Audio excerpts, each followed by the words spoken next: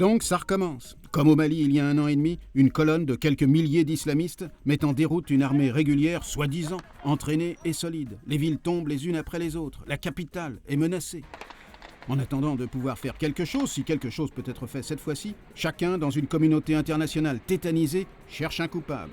C'est la faute d'Obama qui a quitté l'Irak trop précipitamment fin 2011, disent aux États-Unis les républicains. C'est celle de Bush et des républicains et de l'invasion de 2003, disent au contraire les démocrates et un peu d'ailleurs le reste du monde. Le Mali africain est déchiré entre nord et sud et Touareg. L'Irak proche-oriental l'est entre sunnites et chiites et kurdes. Un déchirement qui, cette fois d'ailleurs, pourrait déboucher sur des massacres de grande ampleur.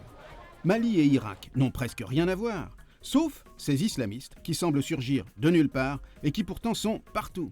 Avec à chaque fois des particularismes locaux, ils sont en Irak, en Syrie, au Pakistan, en Afghanistan, en Indonésie, en Égypte, en Tunisie, au Nigeria, et on arrête là la liste faute de place. Partout, ils trouvent des soutiens ou au moins des silences populaires et des alliés de circonstance. Cette généralisation est si large qu'il est permis de penser que cet islamisme radical et ultra-violent aurait prospéré d'une manière ou d'une autre sur les ruines, quelle que soit leur cause, des nationalismes autoritaires d'antan.